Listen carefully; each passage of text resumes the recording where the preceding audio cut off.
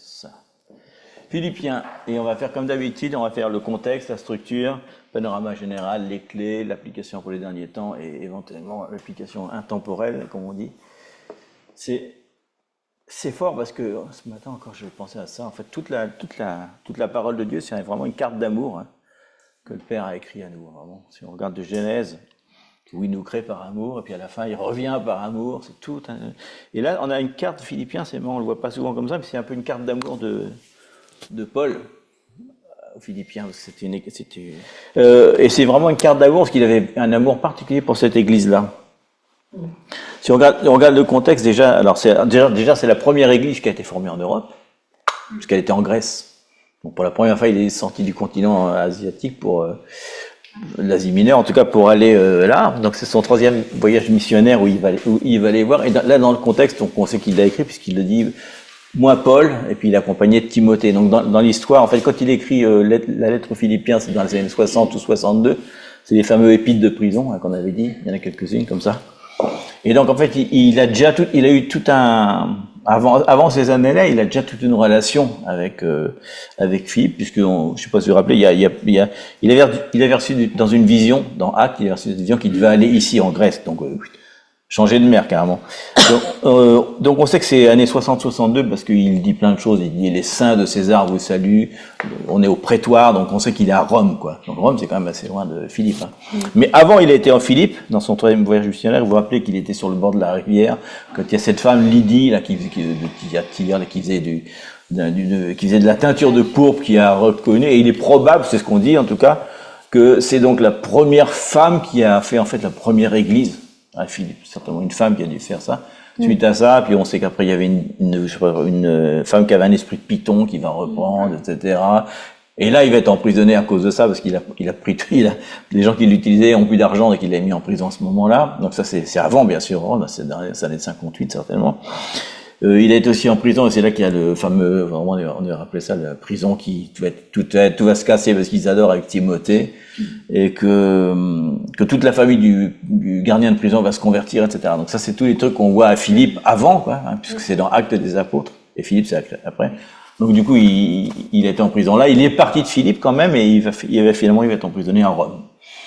Bon, voilà. Donc il écrit de la prison de Rome aux Philippiens, etc. Mais on sait, puisqu'il le dit, que c'était des grands amis pour lui, puisqu'il dit, alors, à chaque fois il leur dit merci pour l'argent que vous avez envoyé, merci pour la nourriture, merci pour les prières, parce que il va leur dire que c'est grâce à leurs prières qu'il va sortir de prison. Donc c'est intéressant. Donc on voit que faut toujours se rappeler, parce que c'est pas évident quand on lit Philippe, que le gars il est en prison, quoi.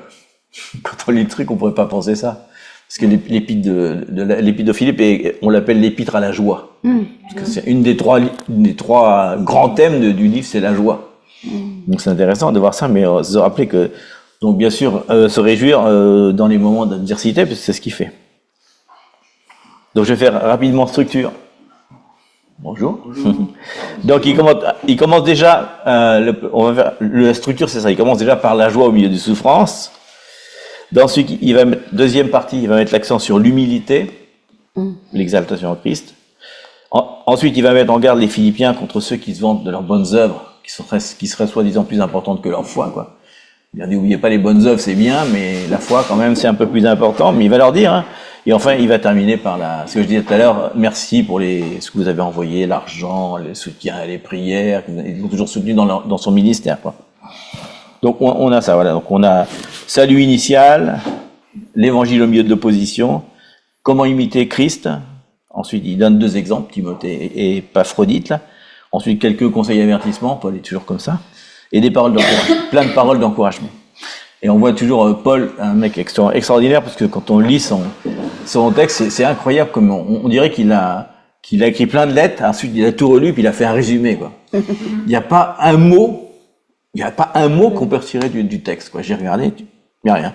Il n'y a pas de superflu, c'est une lettre parfaite, mais toutes les épîtres sont comme ça, hein. C'était quelqu'un qui avait il avait en plus, je pense quelqu'un de très, il savait comment maîtriser la syntaxe, comment arriver à dire et donc, et puisque, donc ça, on voit que c'est un développement, c'est passionnant à lire, hein. Je trouve que toutes ces lettres, elles sont écrites d'une façon, tellement clair, il n'y a rien qu'on peut retirer, et c'est net, quoi. Il prend un thème, il va à l'autre thème, et il mélange pas, quoi. On n'a pas de mélange. Donc la première clé du livre, oui, il y a 3 clés du livre. Il y a l'humilité en Christ, il y a l'humilité de Christ, il y a tout ce qui est je suis en Christ, 86 fois, en Christ, en Christ, en Christ, en Christ. Et le 3e thème, le plus important, c'est la joie. Et on terminera par ça. Vas-y. Ah, joli. L'humilité en Christ. Alors on va lire un texte qui est très connu, et en fait, je ne sais pas si vous le savez, on appelle ça le poème de Christ. Vous trouvez ça dans la théologie. Le poème de Christ, c'est Philippiens 2, 5 à 11. Alors. Vous allez voir pourquoi on dit que c'est un poème. Philippiens 2, 5 à 11. Parce qu'il écrit à la façon d'un poème de l'époque. Je pense qu'il a fait certainement exprès pour que ça soit facile à retenir. Je te lis. Je le lis ou vous voulez le lire? D'accord, je sais pas. Si vous l'avez, allez-y. Ayez en vous les sentiments qui étaient en Jésus-Christ. Existant en forme de Dieu, il n'a point regardé son égalité avec Dieu comme une proie à arracher. Mais il s'est dépouillé de lui-même en prenant une forme de serviteur, en devenant semblable aux hommes, il a paru comme un vrai homme. Il s'est humilié lui-même, se rendant obéissant jusqu'à la mort, même jusqu'à la mort de la croix. C'est pourquoi aussi Dieu l'a souverainement élevé et lui a donné le nom qui est au-dessus de tout nom, afin qu'au nom de Jésus, tout genou fléchisse dans les cieux, sur la terre et sous la terre, et que toute langue confesse que Jésus-Christ est Seigneur à la gloire de Dieu le Père. C'est vrai, c'est clair, on peut prendre le même mot. Hein. Moi, j'ai pas tout à fait la même version, mais c'est pas très très grave. Mais ce qui est intéressant, c'est que c'est comme un résumé, une conclusion si on devait prêcher Jésus quelque part. On a l'impression qu'il a tout dit là. Il a parlé vraiment du plan de salut, etc. Donc on dit poème parce qu'il y a 2 parties principales, comme un poème en fait. Hein. Il y a la première de 6 à 8 dans laquelle c'est Jésus qui est le centre, et ensuite on a une partie de 9 à 11 où c'est le Père qui est le protagoniste de l'histoire. On a Jésus et le Père. Et chaque partie, comme un poème, est divisée elle-même en 3 parties. Il y a 3 thèmes à chaque fois, 3 thèmes pour Jésus, 3 thèmes pour le Père, comme un poème. Donc ça fait 6 parties différentes. Donc il commence déjà, ayez en vous les sentiments qui étaient en Jésus-Christ, hein, lequel existant en forme de Dieu n'a point regardé comme une proie arrachée des regards à Dieu. Donc c'est déjà le fait que Jésus existait il existait déjà avant qu'il avait la nature divine et ensuite qu'il s'est mis en forme humaine. Donc on voit qu'il n'a pas gardé sa divinité comme quelque chose à laquelle il voulait absolument s'accrocher, quoi. Il s'est libéré de ça. Donc ça, c'est la première partie. Ensuite, il dit, mais s'est dépouillé lui-même en prenant une forme de serviteur, devenant semblable aux hommes. Donc c'est la deuxième partie du thème. C'est pour ça qu'on voit, il développe des thèmes. Jésus était divin, il n'a pas à s'accrocher. Ensuite, il s'est dépouillé. Ensuite, il a fait ça. Et donc, ça continue donc on voit que l'amour pour lui, c'était renoncer vraiment c'était de la volonté du Père, c'était de renoncer à ça. Donc il l'a renoncé. Donc en fait, il leur dit un peu comme exemple, quoi. C'est comme un exemple. Devenant semblable aux hommes, il leur dit un petit peu qu'ils doivent faire pareil, quoi. Ensuite, il dit, excusez-moi, dans la partie 1-2 des poèmes. Et ensuite, il dit qu'il est devenu semblable aux hommes, jusqu'à la croix, etc. Donc on voit qu'il dit que le renoncement et l'obéissance à la volonté du Père, par amour, hein, c'est ce qu'il veut donner comme exemple aux Philippiens. Parce qu'en fait, tout ce truc-là, il faut toujours penser que quand ils l'entendent, ils doivent dire « Ah, donc il a fait comme ça, donc moi je dois faire comme ça. » Donc c'est très fort. Imitateur de Christ.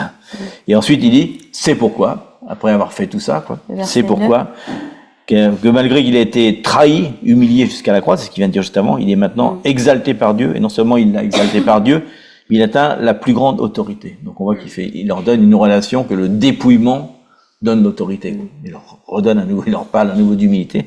À chaque fois, il faut voir ça comme ça, bien sûr. De 3, que toute langue confesse que Jésus-Christ est Seigneur à la gloire de Père. Donc ça, on voit qu'il y a bien sûr comme un contraste évident entre Adam, qui était en fait la première personne qui a voulu être en fait égal à Dieu. Il y a eu, tout le monde à partir de la création de la terre. Avant, il y a eu Satan. Mais on voit que c'est le premier être humain qui a cédé à la tentation d'être comme Dieu. Et que, donc, bien sûr, il a chuté de façon tout à fait humiliante. On en a encore, malheureusement, on en paye encore les frais. Et que Jésus a fait exactement le chemin inverse, quoi. Il s'est pas accroché à sa nature humaine. Il est venu dans l'humanité, mais il a racheté toute cette chose-là. Et enfin, il termine que toute langue confesse que Jésus-Christ est Seigneur, etc. Mais on voit vraiment qu'il divise quand même. Si on regarde bien le thème, on voit qu'il est divin, il a renoncé, il s'est humilié, et c'est pourquoi il a toute autorité. Il a pu racheter l'humanité. Et enfin, il dit que toute langue confesse que le Seigneur est à la gloire de Dieu. Donc on voit vraiment le plan complètement du salut, mais à chaque fois, il va le développer un peu plus, mais il commence déjà à dire, regardez ce que Jésus a fait, vous voulez la même chose, Alors, Imitez-le. imitez-le, humiliez-vous, vous aurez alors, Dieu va vous donner alors la plus grande autorité et vous serez participant de tout ça. Mais ce texte est très très fort parce qu'on le lit très souvent quand même. C'est un passage qui est très riche. J'ai l'impression qu'on pourrait il est tellement bien structuré qu'on pourrait l'apprendre par cœur comme un poème parce qu'on a l'impression que ça rime et que ça suit, quoi. Il y a une espèce de dynamique vraiment très très forte. Donc ça c'est vraiment le thème principal qui va donner l'humilité en Christ, quoi. Il commence par ça. Alors pourquoi il leur dit ça? C'est un peu la béatitude, parce que c'est le Seigneur qui a essayé de vraiment humilier devant lui, d'avoir un pauvre d'esprit. Il y a la pauvreté d'esprit. Et c'est justement voir qu'au milieu de l'injustice humaine, on imite à Christ pour dire, voilà, peu importe, je suis avec lui parce que lui est la vainqueur, quoi.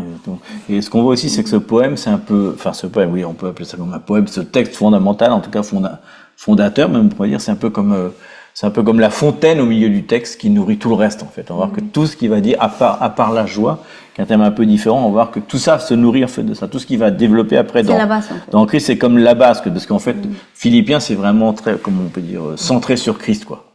Christocentré, on dit. Christocentrique, je sais pas si on peut dire ça. Christocentrique, ouais. Christocentrique. C'est vrai que tout tourne autour de la lettre de Philippiens est vraiment très forte par rapport. Il parle de Christ en permanence, quoi. Christ ou Jésus-Christ ou Jésus. Non, plutôt Jésus-Christ quand même. C'est important la distinction, mais bon, c'est pas grave. Paul répète dans toutes ses lettres, j'ai regardé, 84, des fois on trouve 85, ça dépend des traductions. 85 fois il va dire le mot en Christ. Donc pour dire que c'est vraiment un thème important, et là je crois qu'il le dit, dans celui-là, ça doit être 16 fois. Il le répète sans arrêt quand même. C'est vraiment un truc qu'il a compris en prison. Hein. Alors, donc la première chose qu'il va dire, c'est, on va voir qu'il y en a plein, mais le premier, il dit prisonnier pour Christ. C'est Philippiens 1, 12 à 14. Donc là, on va aller dans l'ordre 1, 2, 3, 4. C'est-à-dire que, ce qui est bien, c'est dans Philippiens, il n'y a que 4 chapitres. On a l'impression que c'est court, mais en fait, c'est extrêmement... C'est court, mais c'est très très dense. Tu sais, c'est un peu comme la densité de l'univers, des fois. 1, 2 à 14. Je veux que vous sachiez, frères, que ce qui m'est arrivé a plutôt contribué au progrès de l'Évangile. En effet, dans tout le prétoire et partout ailleurs, nul n'ignore que c'est pour Christ que je suis dans les liens. Et la plupart des frères dans le Seigneur, encouragés par mes liens, ont plus d'assurance pour annoncer sans crainte, la parole. Ouais, c'est tout. Non, c'est tout. Je sais pas si vous l'avez déjà lu plusieurs fois, ce truc-là, mais quand tu relis la parole, ça te semble complètement hors du temps. Il dit, ce qui m'arrive en prison a contribué à l'évangile, parce que tout le monde sait à Rome que c'est pour ça que je suis en prison. Et il dit non seulement ça ne l'a pas arrêté, mais ça a encouragé les autres. Je sais pas. Attends, est-ce que j'ai vraiment envie d'aller, parce que ça veut dire que je vais aller en prison aussi. On se dit mais qu'est-ce qu'il veut dire par là, quoi. Mais c'est le contexte de l'époque, hein. Il dit quand même la vérité importante qui veut leur dire rien ne peut empêcher les desseins de Dieu s'accomplir. En fait, c'est une honneur. Et jusqu'à aujourd'hui, Au contraire. C'est différent pour nous en ce moment. Mais si on voit un meilleur Orient, c'est ça. C'est vraiment C'est ce qui se passe en interne. égal, si on peut dire. C'est ce qui se passe en Iran, c'est ce qui se passe en Chine, c'est ce qui se passe partout, en Corée, partout. Au lieu d'arrêter, au contraire, ça encourage les autres, parce qu'ils d'un seul coup, ils comprennent. Là, je pense que beaucoup doivent lire Philippiens. J'ai une lettre qui doit être vraiment très populaire dans les pays persécutés. Ce passage-là, particulièrement, je pense. Donc, non seulement ça n'a pas empêché son ministère contre son emprisonnement, mais au contraire, il dit que ça l'a fait avancer. Parce que ceux qui avaient encore des doutes de témoigner en Christ, se sont en fait, ont pris l'assurance, quoi. Donc, ils ont vu, en tout cas, que s'il n'avait pas été en prison, je pense que jamais l'évangile serait répandu aussi fort. Alors là, c'est à Rome, parce qu'il parle du prétoire. Donc il est à Rome, ça veut dire que il dit les chrétiens de César. C'est marrant, c'est les chrétiens de César. Mais voilà, mais quand même, non seulement il écrit en Grèce pour leur dire maintenant je suis encore plus loin, parce que je suis à Rome, il est encore plus vers l'Europe, quoi. Et là aussi, ça commence à avancer à Rome. Après, il va y avoir la lettre aux Romains, justement, c'est ça va suivre le truc. Mais c'est très très fort ce passage. En fait, il est prisonnier pour Christ, quoi. Donc ça mais vraiment ce passage, quand on le lit, on se dit mais j'ai du mal à lire le truc. Ça produit exactement l'effet inverse. Mais en fait, on voit que s'il n'avait pas été prisonnier, en fait, ça n'aurait pas marché. Et dès le départ, On sera pas quand aujourd'hui. Ananias envoie, il dit va chercher Paul, Ananias lui dit il faut que tu l'aies parce que je vais l'utiliser dans les souffrances dans les prisons pour avancer. Il l'avait déjà prophétisé sur sa vie, quoi. Donc, je sais pas il le savait, Paul. Je pense qu'elle n'a pas compris. Mais il savait que c'était un homme d'une force extraordinaire, parce que c'était un guerrier, quelqu'un d'une force extraordinaire, et que rien pourrait le faire bouger. Je pense qu'il n'aurait peut-être pas envoyé n'importe qui dans la prison, quand même. Parce qu'on voit qu'en prison, sans arrêt, ce qu'il dit, sans arrêt, il se plaint jamais. Ça, le seul jour dont on voit se plaindre dans les prisons, c'est qu'il n'a pas assez de gens à qui témoigner Christ. Il dit, s'il te plaît, envoie-moi un prisonnier, envoie-moi un geôlier, je sais pas, quelqu'un que je puisse parler de Christ. Parce qu'il y a que ça qui l'intéresse, quoi. Donc, ensuite, on voit Paul vit pour Christ. Alors, on va lire Philippiens 1, 21, puis Philippiens 1, 25, 26.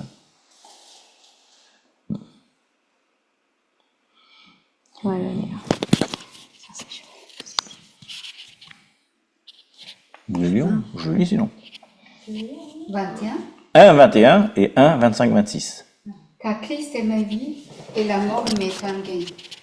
Et 25, l'autre, 26. c'est 25, 26. 25, 26. 25 à 26. Je suis persuadée, je sais que je demeurerai et que je resterai avec vous, tout avec vous tous, pour votre Avancement. avancement et pour votre joie dans la foi, afin que par mon retour auprès de vous, vous ayez au moins un abondant sujet de vous glorifier en Jésus-Christ. Waouh. Il dit carrément, là c'est fort ce truc, hein. Il dit carrément, Christ est ma vie et la mort est un gain. Ouais. Wow. Là encore, on se dit, mais j'ai pas dû bien lire, attends. Non, ça va pas, ça. Donc on voit qu'il dit que le but de sa vie, c'était carrément de glorifier Dieu, mais il dit, à un moment, il a dit, j'aimerais mieux retourner près du Père, mais il y a encore trop de boulot à faire, je vais peut-être pas partir encore. Mais on voit que carrément à la mort, il aspire à la mort, parce qu'il sait qu'après la mort, plus de souffrance, et non, on va être avec Bah Dieu. oui, non, il faut continuer. Mais il dit malgré tout, je sais, vous avez besoin de moi. Bon, bah, je vais revenir pour votre joie. Parce que c'est vrai que ça va être la joie quand même, parce qu'ils ont prié pour lui, en plus pour qu'il sorte de prison. Donc je vais revenir parce qu'il y a encore du boulot à faire, quoi. Il part pas, mais c'est génial, quoi, parce que son seul désir, quoi, c'est ça. C'est de mourir, mais il dit, il y a encore des frères et des sœurs qu'il faut que je sauve, que je fasse De encore. J'ai continuer. encore du boulot, etc., mais j'aimerais mieux partir quand même. C'est pas un évangile escapiste. Hein, on peut dire. escapiste. Escapiste. S'échapper, ouais, non? Échapper. Ouais. Escapiste. Non, parce que parfois, elle peut dire, bon Seigneur, c'est tellement dur que c'est mieux que je pars. Bah non. Ouais. Il y a aujourd'hui, on entend ça. Hein. Ah, mais c'est tellement dur. La tempête, c'est tellement fort que, oh, Seigneur, vraiment. Ce qu'il dit en gros, c'est que Ici. sa vie, ça repose pas sur un truc sentimental de vivre Non, ou de mourir. c'est Il ça. pense vraiment, quelle est la gloire de Le Dieu? but. Il faut que j'aille vers les besoins de mes frères et mes sœurs. Ça, c'est plus important. En attendant que je meure. De toute façon, Ça change là. un jour, je vais mourir, de toute façon. Il le sait. Mais c'est pour ça qu'il n'est pas inquiet en prison, quoi.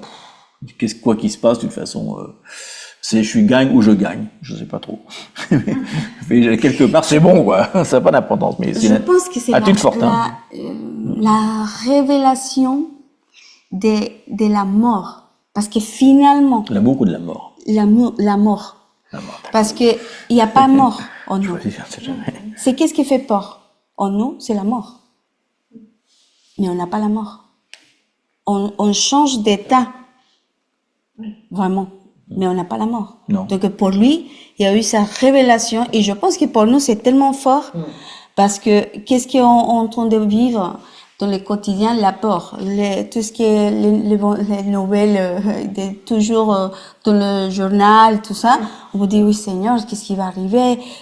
Tous les problèmes qui vont arriver. Même des problèmes, je parle de la vie quotidienne. Même on peut penser, c'est bête, mais j'ai peur de faire quelque chose. J'ai peur de faire machin. Et la peur, c'est une des armes de l'ennemi. Mais s'il y a ces révélations comme Paul, de dire, bah, finalement, il n'y a pas de mort. En nous, il n'y a pas de mort. Parce qu'en Jésus, on est vivant. Donc, simplement, on change d'état.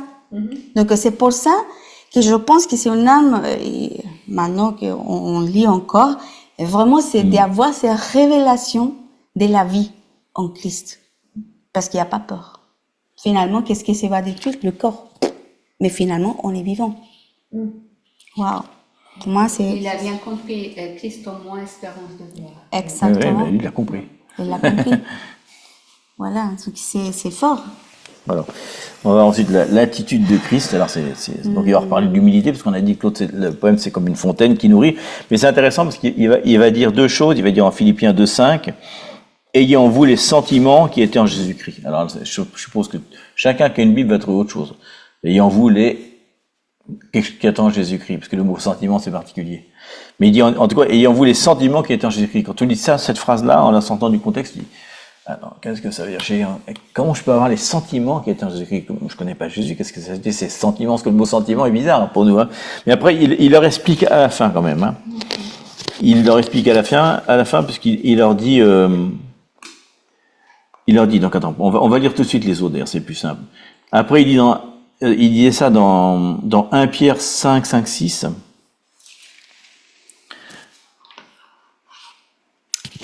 Jonathan, je veux lire, s'il te plaît. 1 Pierre 5, 6. 1 Pierre 5, 5, 6. 5, 6.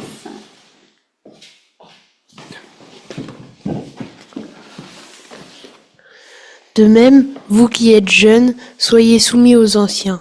Et tous, dans vos rapports mutuels, revêtez-vous d'humilité, car Dieu résiste aux orgueilleux, mais il fait grâce aux humbles. Humiliez-vous donc. 5, 6. Humiliez-vous donc sous la puissante main de Dieu, afin qu'il vous élève au temps convenable. Yes. Temps convenable, je pense qu'il parle des derniers temps, certainement aussi. Et je vous lis quand même, dans Romains 12, 10, il disait aussi, par amour fraternel, dans Romains 12, 10, il dit, par amour fraternel, soyez pleins d'affection les uns pour les autres, par odeur, usez de prévenance réciproque. Donc en fait, ils les exhortent toujours, mais partout dans tous les textes, hein, ils les exhortent toujours à voir les autres supérieurs à soi-même. Donc il rappelle ce qu'il dit avant, l'humilité, quoi. Il redit à nouveau l'humilité, etc. Donc il dit que l'humilité envers le Seigneur et envers les hommes, quoi, c'est une marque des enfants de Dieu. Il dit carrément que le manque d'humilité devant les hommes, c'est une manque d'humilité aussi devant Dieu, quoi. Carrément que c'est un péché, quoi, carrément. Donc il dit que pas se concentrer sur soi-même, mais se concentrer surtout sur les frères et sœurs dans la foi, particulièrement parce que là il s'adresse aux églises, hein. C'est intéressant, mais voilà. Donc il leur parlait en fait de rester dans le même sentiment. Il leur explique qu'est-ce que c'est que le sentiment. Donc je l'ai regardé, hein. C'est pour ça qu'on n'a jamais les mêmes traductions, parce que c'est phronéo, le mot, et on avait déjà partagé, je crois. En fait, ça veut dire, bien sûr, ressentir, penser du même esprit. Bon, ça ne me dit pas plus par rapport à Christ quand même. Ça veut dire aussi avoir la compréhension ou la sagesse, donc avoir la même sagesse ou la même façon de comprendre les choses que Jésus. Mais ce qui est intéressant surtout, ça veut dire être du même parti, en fait. Ça veut dire, tu sais, quand on vote. Alors le mot qu'il utilise, c'est vraiment celui-là, parce qu'il est à Rome en plus. C'est quand on vote, on est du même parti. Oui, je suis dans la même équipe, quoi. Je vote comme lui, quoi. C'est ça, ça veut dire avoir les mêmes sentiments, c'est-à-dire carrément je suis dans le même parti, quoi. Ça veut dire chérir les mêmes points de vue, être d'accord sur tous les points de vue politiques, par exemple, être en harmonie avec la personne, quoi. Donc avoir les mêmes sentiments que Jésus-Christ, c'est-à-dire être d'accord avec tout ce qu'il dit, en avoir la compréhension, avoir la sagesse, tout ce qu'il veut que je fasse ou que je dise, je vote comme lui. Ouais, je suis d'accord, c'est bon, je suis en harmonie avec toi, quoi.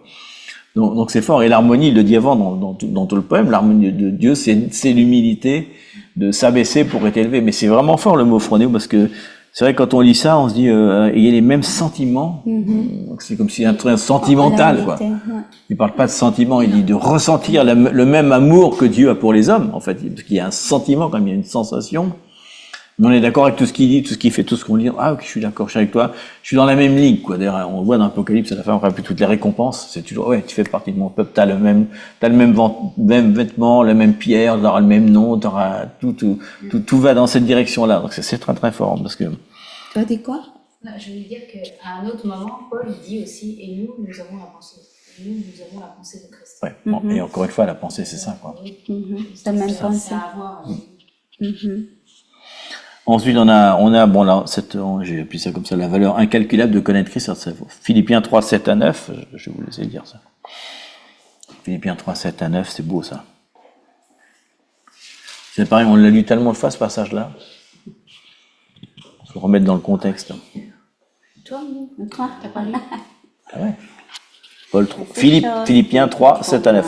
Et qu'on avance. Mais ces choses qui étaient, pour moi, des gains, je les ai regardées comme une perte à cause de Christ. Et même je regarde toute chose comme une perte à cause de l'excellence de la connaissance de Jésus-Christ, mon Seigneur, pour lequel j'ai renoncé à tout. Je les regarde comme de la boue afin de gagner Christ et d'être trouvée en En lui, lui. non avec ma justice, celle qui vient de la loi, mais avec celle qui s'obtient par la foi en Christ, la justice qui vient de Dieu par la foi.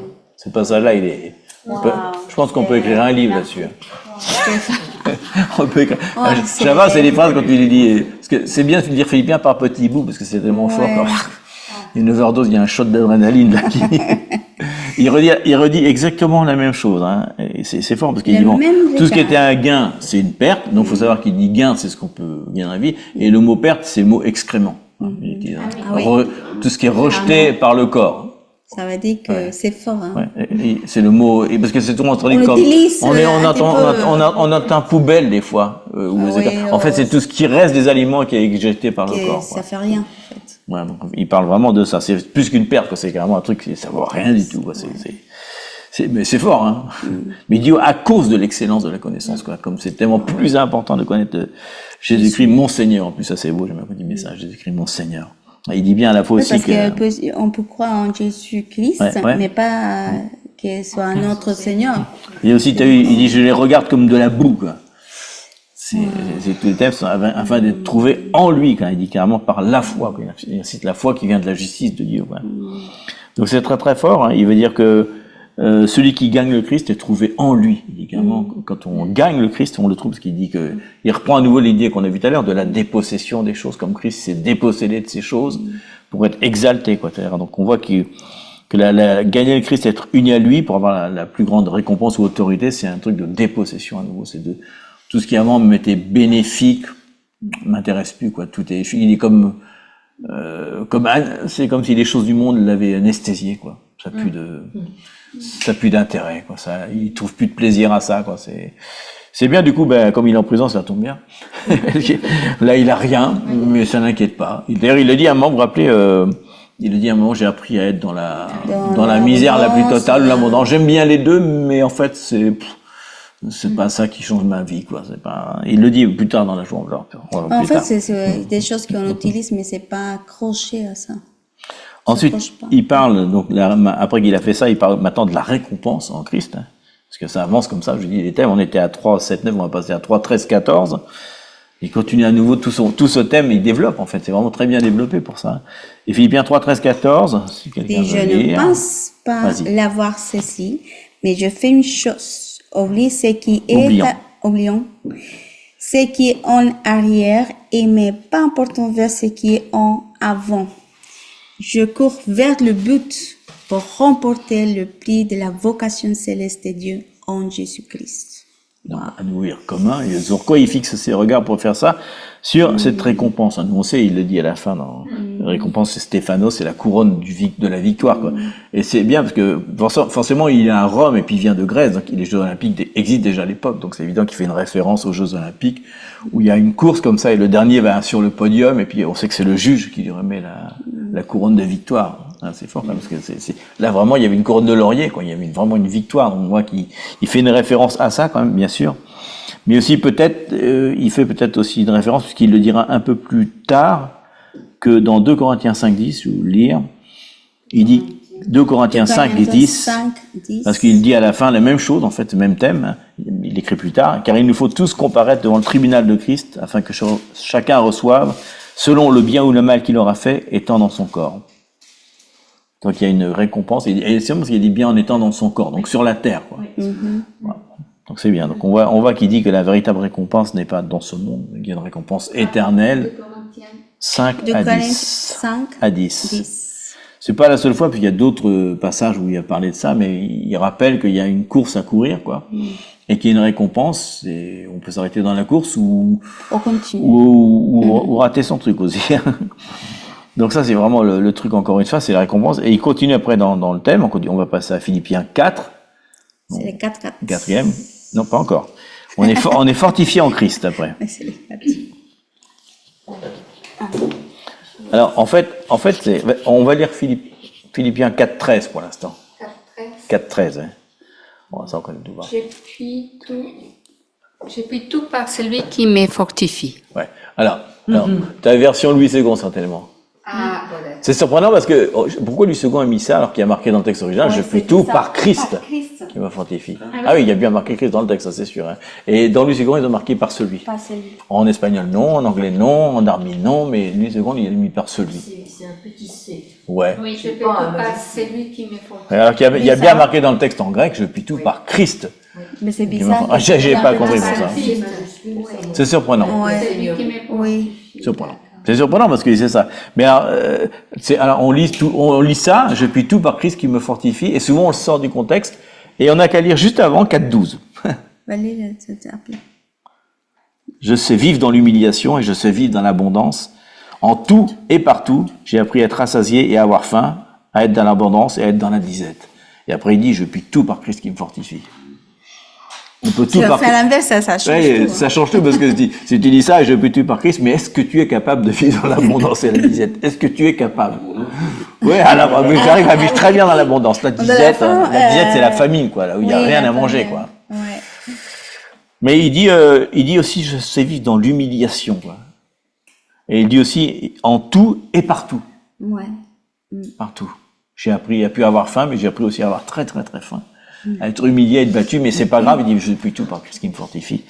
En fait, c'est marrant parce que, et en plus, ce qui est très intéressant, il dit un truc, on n'y prête pas attention des fois, mais c'est normal, on va pas regarder le texte non plus en grec, toujours. Il y a marqué, j'ai appris à être rassasié, je sais vivre, appris. Et le mot qu'il utilise, c'est mio, qui veut dire, j'ai été initié dans ce mystère. C'est le mot être, alors il n'y a pas deux sens, hein, c'est un seul mot. C'est vraiment menimeia, ça veut dire, j'ai appris, j'ai été initié à un mystère. Quand on est un mystère comme des loges secrètes, hein, c'est vraiment ça. Donc c'est marrant, il dit que ce type d'apprentissage profond là, de la prophétie de l'abondance, c'est comme un mystère qu'il a appris, quoi. Et quand il a appris ce mystère, il a dit, j'ai compris quelque chose, quoi. D'un seul coup, ça a plus d'importance. Il n'y prête plus attention, quoi. Et je crois que le fait de plus s'y concentrer, il dit, ouais, c'est Christ qui me fortifie, c'est Christ qui me fortifie. Je pense qu'il le répète sans arrêt, quoi. Et ça, mais c'est un mystère, quoi. C'est pas, il dit, c'est pas le truc évident. C'est la révélation. Il dit, encore. c'est pas évident, c'est pas pour tout le monde, c'est vraiment un truc. Et j'ai appris, il dit pas, je sais. Il dit pas, je sais vivre dans l'abondance. Il dit, j'ai appris. Avec toute mon expérience, Dieu m'a appris à faire ça, quoi. Il m'a entraîné, quoi. Mais c'est un mystère. C'est fort. Oui, parce qu'on ne peut pas avoir sa révélation non plus. Non. C'est facile de le dire, mais qu'on vit cette chose. C'est pas par orgueil ni sa propre capacité, quoi. C'est quelque chose qu'il a appris à faire par Christ. On parle de se fortifier dans le Seigneur. Moi, en ce moment, il y a un verset d'Éphésiens 6, je l'ai déjà partagé. Vraiment, c'est que très fort, mais je sais qu'il faut creuser. Fortifiez-vous dans le Seigneur et pas sa force toute puissante. Ça rejoint ça pour moi. Vraiment. Donc on a vu après l'humilité, on a vu tout ce qui était en Christ, quoi, prisonnier pour Christ, fortifié par Christ, etc., etc. Il va terminer par la joie, quand même. Ah, c'est pas l'ode à la joie, mais c'est presque. C'est la lettre de la joie, c'est ce qu'on dit. Hein. Donc le mot joie est utilisé 16 fois. 16 fois dans le texte, donc c'est vraiment un texte, c'est un mot important, quoi. C'est vraiment pas. Il le dit tellement de fois qu'on se dit réjouissez-vous, soyez dans la joie, sans arrêt. Quoi. Et alors il est en prison. Donc c'est comme s'il voulait montrer. En fait, ce qu'il veut montrer, c'est carrément, c'est que la joie, c'est comme un fondement de vie, quoi. C'est comme un fondement sur lequel on peut construire quelque chose, quoi. Et il faut, parce qu'il n'y a pas d'autre solution. Il dit vous aurez des tribulations, mais soyez dans la. Il dit ayez un bon esprit parce que j'ai déjà vaincu le monde. Il dit be of good cheer, soyez dedans. En fait, ce qu'il dit, alors je sais pas, on lit quand il dit vous aurez des tribulations, mais réjouissez-vous. En fait, il dit exactement, car j'ai déjà vaincu le monde. C'est pas un c'est un ordre. Mais, oui, c'est un ordre. C'est vraiment, c'est un fondement. Quoi. Donc on voit donc ce qu'il met son accent, c'est que la joie vient pas des circonstances. Il pourrait pas écrire ça, quoi. Donc c'est sûr. Ça, donc il dit que même Jésus, avant d'aller à la croix, hein, dans Jean 15:11, il dit, après avoir terminé tout son discours, je vous ai dit ces choses afin que ma joie soit en vous et que votre joie soit parfaite. Et il va à la croix. Donc c'est ça. La relation avec lui donne de la joie. Wow. C'est ça. Je vous donne ma paix, je vous donne ma joie. Voilà. C'est deux choses qu'il donne. Si on voit vraiment ses désirs, si on voit Jésus, évidemment, elle connaissait la fin. C'est bien qu'on doit traverser ça, parce qu'il y aura la victoire définitivement. C'est une joie. Donc pour nous, ce sera pareil. Mais si on voit toutes ces choses, hier on a passé pour faire un marchand, on voyait les plus personnes, les gens quotidiens, on regardait à droite et à gauche, on s'est dit, un jour, tout ça, il a plus. Donc, on est dans la joie. Un Ça jour peut bien. bientôt, oui. On s'est dit, c'est pour ça que pour toute l'église, on parle au début de l'église, la force, la joie, c'est de dire, et je pense que pour nous aujourd'hui, évidemment, tout ça, vraiment, c'est passagère. On est dans la joie parce qu'on connaît la fin aussi en même temps. La différence entre Jésus, évidemment, elle doit traverser ça, mais en même temps, pardon pour nous, c'est pas pareil. C'est pas pareil, mais on va traverser des difficultés, mais à la fin, c'est la victoire finalement. C'est les combats spirituels, c'est les choses qu'on voit pas, mais on sait que Jésus sera là, que tout le temps on va voir la victoire parce que c'est lui qui a traversé tout. Donc si on voit justement ce passage, la victoire et la joie doit être tout le temps comme ça, peu importe. Là, c'est passagère. Ah, on est dans la joie. La victoire viendra. Peu importe les passages qu'on traverse, c'est pour grandir, c'est pour connaître plus à Jésus, c'est pour grandir notre foi, c'est pour glorifier le Seigneur. Ça doit être nos pensées, mais c'est facile de dire qu'on passe pas pour une circonstance Bien sûr. difficile, mais qu'on passe dans la circonstance difficile, toutes ces paroles doivent venir comme un mystère, comme une révélation. Et il nous soutient, en plus. C'est fort. On va voir plein de, avant de passer à la fin, là, on va voir plein d'autres trucs de la joie dans l'écriture. Mais on va peut-être pas tous les lire, mais en tout cas, il y a le fait l'interaction avec Jésus ou avec Dieu, peu importe, amène de la joie. On a par exemple le psaume 116, 8 à 10. Tu vas partager ces... Je peux entendre le texte, le psaume. Ouais, je pense. Le psaume 16, 8 à 10 dit, c'est fort, c'est David qui a écrit ça, j'ai constamment l'Éternel sous mes yeux. Quand il est à ma droite, je ne s'encelle pas. Aussi mon cœur est dans la joie, et mon esprit dans l'allégresse, encore une fois, joie ou allégresse, c'est le même mot, hein, et mon corps repose en sécurité. C'est fort comme parole aussi. Et dans Jean 3, 29, il dit, celui qui appartient à l'épouse, c'est l'époux. Mais l'ami de l'époux, c'est nous, qui se tient là et qui l'entend, éprouve une grande joie à cause de la voix de l'époux. Aussi cette joie qui est la mienne est parfaite. C'est bon, ça, encore une fois. L'interaction avec ça, quand on comprend ça, on est toujours dans la joie. Ensuite, on a une autre, alors, même s'il parle pas de la joie, c'est quand même très très fort. C'est le passage qu'on lit tous, Romains 8, 28. On se le dit sans arrêt alors qu'on a des problèmes. Nous savons du reste que toute chose concourt au bien de ceux qui aiment Dieu, de ceux qui sont appelés selon son destin. Son dessein. Pas son destin, son dessein. Et nous, on lit souvent, nous savons du reste que toute chose concourt au bien de ceux qui aiment Dieu. Et on s'arrête là. Non, de ceux qui sont appelés selon son dessein. Selon son dessein. Il faut pas oublier la fin de la phrase. Tu peux aimer Dieu, mais si tu réponds pas à l'appel qu'il a pour toi dans son dessein, et je suis pas sûr que ça concourt au bien. Des fois, il va au contraire te faire passer pour des épreuves jusqu'à ce que tu dis, Ok, Seigneur. oh, dresse la route. Tiens, ça concourt pour bien. Mais pourquoi ça concourt pour bien? Parce que, bah oui, faut non seulement aimer Dieu, mais il faut être aussi appelé selon son dessein, quoi. C'est trop facile de dire j'aime Dieu. Oui, mais tout va mal dans ma vie. Ben oui, forcément. Tu marches pas vraiment dans sa voie, quand même. Donc il y a quand même cette condition, mais par contre, c'est vrai que si on est dans son truc, tout concourt bien, et je pense que Paul dit, bon, c'est Rome en plus, toi, encore une fois, c'était la prison, il dit, tout concourt au bien, c'est bien, je suis là, mais ça va bien. Je suis dans la joie. S'il vous plaît. Voilà. Ensuite, je vais pas ces différents trucs-là, mais bon, il y a plein de trucs par rapport au... Juste garder Matthieu 25, 21. Et son maître lui dit, c'est bien, bon et fidèle serviteur, tu as été fidèle en peu de choses, je te confierai beaucoup, entre dans la joie de ton maître. C'est génial, hein, que ça termine par ça. Il aurait pu juste arrêter avant, je te confierai beaucoup. Tu vas rentrer dans la joie, c'est-à-dire que Dieu va se réjouir de ça, quoi. Le maître va se réjouir de ça, qu'on ait été fidèle dans les choses et qu'on soit confié. Ça, parce qu'on dit souvent que le Saint-Esprit, Dieu n'ont pas de sentiments. On voit que Dieu a vraiment des sentiments. Oui, parce que Dieu se réjouit, le Saint-Esprit se réjouit, parce qu'on peut l'attrister, etc. Et le cœur du Père se réjouit, quoi. Donc c'est extraordinaire de dire que, s'imaginer quand on est sur la terre, il nous a confié quelque chose, on est fidèle dans cette chose-là, et que Dieu là-haut est en train de se réjouir. Ça change un peu de sa façon de penser, c'est-à-dire que les choses qu'on fait, c'est même pas pour les faire, c'est pour réjouir le cœur du Père. Et d'un seul coup, ça donne une joie. Ah, je suis dans le dessein du Seigneur, je suis joyeux, quoi. C'est fou, hein, ça change complètement la façon de penser, quoi. D'un seul coup, on n'est plus dans la religiosité, on est dans l'amour du Père, quoi. Et ça change complètement le truc. Et c'est ce qu'il leur dit à un moment. Il leur dit, attention à vos bonnes œuvres, n'oubliez pas, la foi, la justice, l'amour de Dieu, c'est plus important. Si vous les faites juste pour faire ça, ça va pas... Ça dépend de la mission. Et on le voit, ça va être répété dans l'Apocalypse au message aux églises, quoi. Il va le répéter à nouveau. Attention. Soit vous n'êtes pas dans mes œuvres, soit vous êtes dans mes œuvres, mais vous n'avez pas l'amour.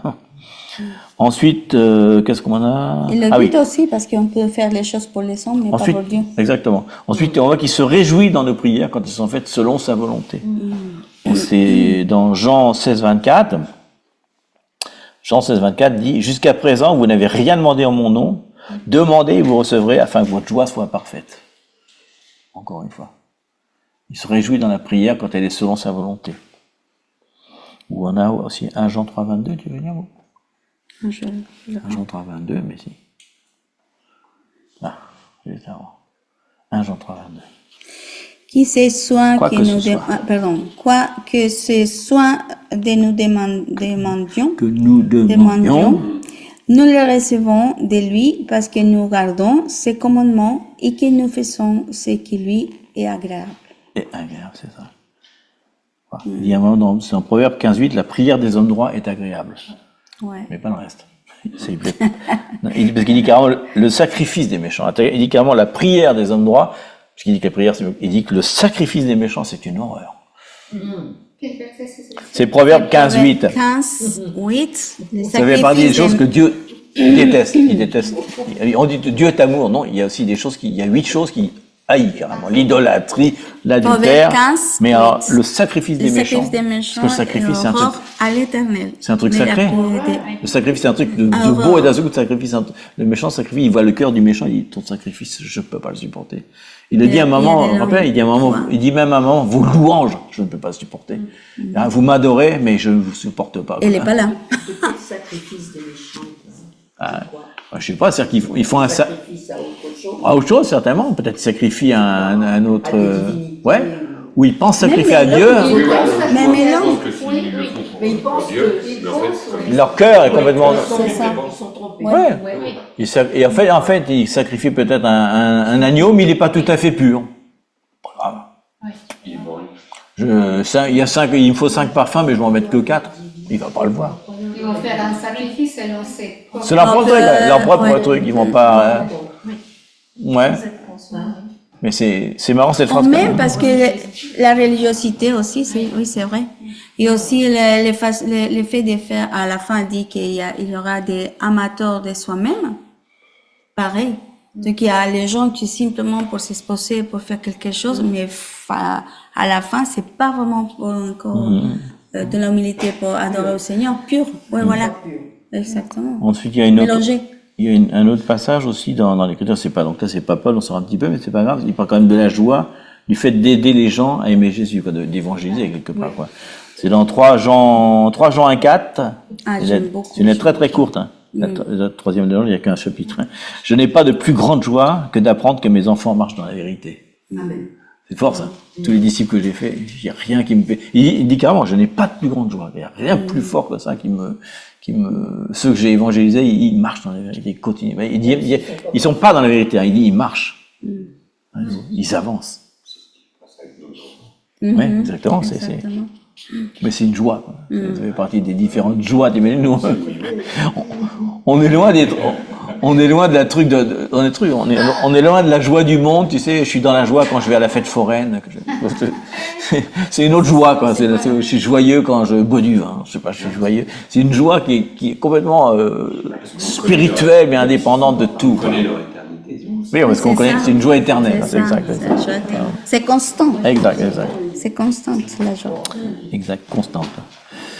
Alors, on va lire maintenant la joie dans l'intercession. Alors, Philippiens En tout cas, 3 c'est-à-dire à 5. Alors, 1, 3, 5 et 1, 18, 19. En gros, ce qu'il va dire, c'est qu'il va encourager les Philippiens à intercéder pour sa libération. Il dit qu'il y a une joie dans le fait de prier pour ceux qui sont prisonniers, etc.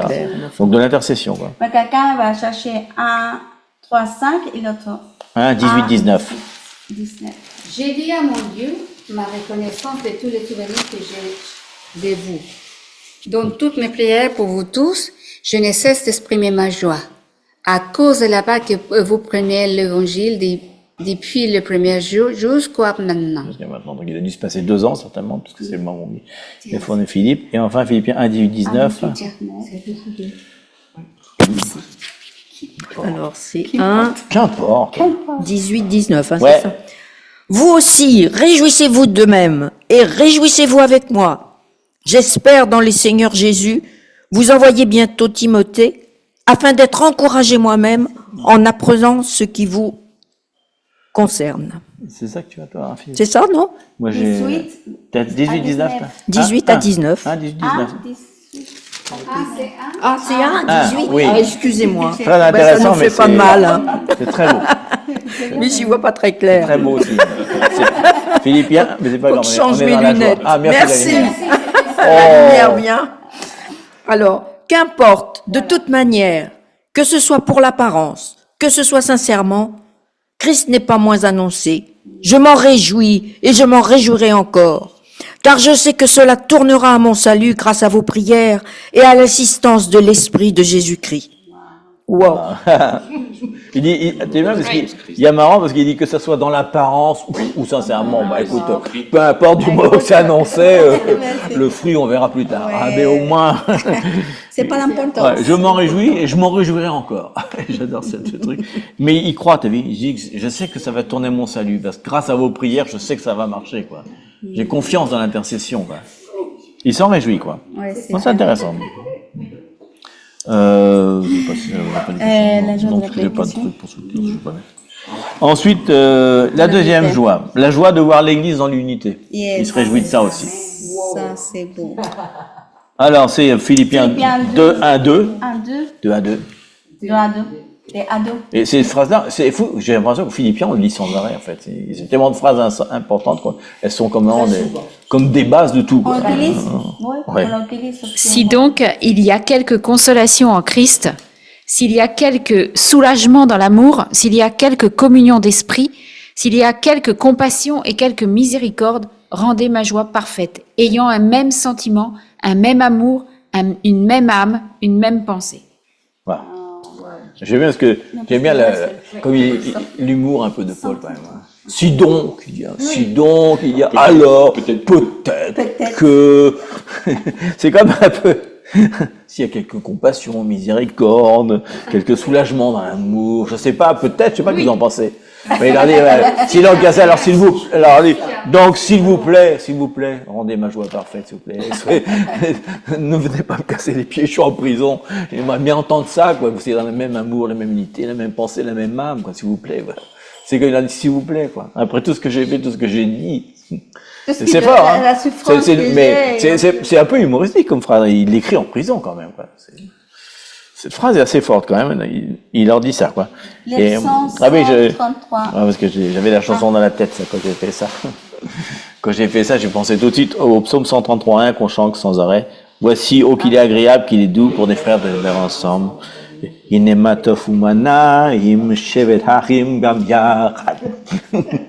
J'ai regardé tous les mots, c'est bien ça. Ah, qu'il est bon pour les frères, Nahib des frères. Shevadahim Gamya. C'est vraiment ça. Il n'y a que très peu de mots, mais c'est beau cette phrase. Mais il leur dit ça, quoi, quelque part. Parce qu'on voit sans arrêt, il parle de l'amour qu'il a pour les Philippiens. Il dit merci, vraiment, je vous aime, j'ai envie d'être avec vous. C'était son église préférée, un petit peu, quoi, je crois quand même. Hein. Il avait un petit. Ah là là. Bah oui, c'est la première en Europe. Hein, donc, ensuite, deuxième joie, quatrième joie, pardon, la joie de voir une vie sacrifiée à Dieu. Philippiens 2, 17, 18. 17, 18. Et ça, c'est encore très très fort et c'est inconcevable pour notre, 17, 18. c'est inconcevable pour notre raisonnement, ça, quand on dit ça aussi. Et même si je sers de libation pour le sacrifice et pour le service de votre foi, je m'en réjouis et je me réjouis avec vous tous. Vous aussi réjouissez-vous de même et réjouissez-vous avec moi. Voilà. Donc libation, quand on fait un sacrifice, c'est l'eau qu'on met par-dessus le sacrifice. Donc ça peut être l'eau, un liquide en tout cas, c'est l'eau, parce que libation ça veut dire l'eau. L'eau, le vin, l'huile, enfin quelque chose qu'on met par-dessus qui veut dire ce sacrifice Il est pour toi, c'est pour pareil. une confirmation. Et c'est fort parce que libation, il veut dire que son sang va être répandu quand même. Je pense que il parle physiquement, quoi, carrément. Il dit, je serai sacrifié et mon sang sera comme une preuve que c'est pour toi que je l'ai fait, quoi. Et il dit, il n'y a pas de plus grande joie. Et je m'en réjouis, mais vous aussi réjouissez avec moi. Ça veut dire, vous aussi, quand vous serez dans l'unité, peut-être vous serez prisonnier et torturé comme moi, et vous serez aussi une libation. Réjouissez-vous de ça, quoi. Bon, c'est difficile dans sa tête, c'est pas facile. Donc il est sûr qu'il y a de la joie à donner sa vie pour les autres et à servir de libation à un sacrifice. Amen. Faut bouger la tête là-dedans. C'est là qu'on se dit Paul, quoi. Hein, ah oui, libation, c'est spando, j'ai regardé ça. C'est vraiment, c'est un liquide, quoi. Et enfin, on a cette phrase, notre fameux 4-4. 4-4. Il faut, et oui, le 4-4, c'est le dépatouille de toutes les, c'est le dépatouille. C'est ce qui nous On va expliquer bien, parce que... Quand on est dans les problèmes, on n'arrive plus à avancer, la voiture elle marche pas, on prend le 4-4. Oui, c'est ça. Réjouissez-vous toujours dans le Seigneur. Je le répète, réjouissez-vous. Il dit toujours. Toujours. Alors, Il le répète. Alors non, pas 5. Non, 5, parce que Ah, 5. on sort toujours le 4 comme ça. Et on sort du 4 alors que c'est 4 et 5. On peut pas faire de... Il y a pas de... C'est vraiment tout. Que votre douceur soit connue de tous les hommes. Le Seigneur est proche. Donc il dit réjouissez-vous dans le Seigneur. Je rappelle réjouissez-vous parce que Jésus revient. C'est la raison de la réjouissance. Oui, Quoi. la joie, c'est pour ça. C'est la joie du retour de Jésus, quoi. Et en plus, c'est qu'il a, il aurait pu s'arrêter, réjouissez-vous, le Seigneur est proche. Mais entre parenthèses, il met que votre amabilité, hein, c'est le mot amabilité. Bon, on fait dans Moi, j'ai indulgence aussi, bonté. Oui, bonté, amabilité. Ouais, douceur. Mais il dit, s'il vous plaît, qu'elle soit connue de tout le monde. Que les gens sachent. Que le Seigneur Les gens sachent. Non, il dit non seulement ils verront que vous êtes toujours en train de vous réjouir dans toutes les circonstances, mais en plus ils verront que vous êtes doux, vous n'êtes pas rugueux, vous êtes aimable, vous êtes bon. Et il dit ça c'est vraiment la preuve que Jésus revient. Et quand ils vont voir ça, ils vont dire mais pourquoi t'es comme ça? Pourquoi t'es aimable? Pourquoi t'es doux? Bah Jésus revient. Bah c'est bien. Oh, ça va faire mal là. Le moment où il y a la joie, la douceur, tout le monde aime bien, mais tu dis mais Jésus revient. Ah là, ça va casser là. C'est une phrase cassante, hein, ce 4-4 là. Justement hier, on a médité. Quand on lit ça, mais quand tu lis, tu la penses sans arrêt, tu dis mais waouh, c'est quand même quelque chose de particulier comme joie. C'est pas surnaturel. Oui, exactement. Elle est surnaturelle. Et il insiste un petit peu après. Il continue 6 et 7, 4, 6 et 7. Tu veux, Doris? Ne vous inquiétez, 6. Oui, et 7. Il continue, c'est la suite logique de ça, quoi. Après ça, Oui. ne vous inquiétez de rien, mais en toute chose, faites connaître vos besoins à Dieu par les prières et les supplications, dans une attitude de reconnaissance. Et la paix de Dieu, qui dépasse tout ce que l'on peut comprendre, gardera votre cœur et vos pensées en Jésus-Christ. Voilà. Amen. Et c'est la suite logique de tout ça, en fait. Ouais. Et il insiste aussi beaucoup sur l'action de grâce. En fait, des fois, on dit que c'est vachement compliqué. En fait, il le mot tov. Merci. Oui. Une attitude de remerciement. Rien de plus. Rien de plus. C'est faux, hein. Prière, supplication, ça veut penser un peu, vous parlez en langue aussi, les supplications.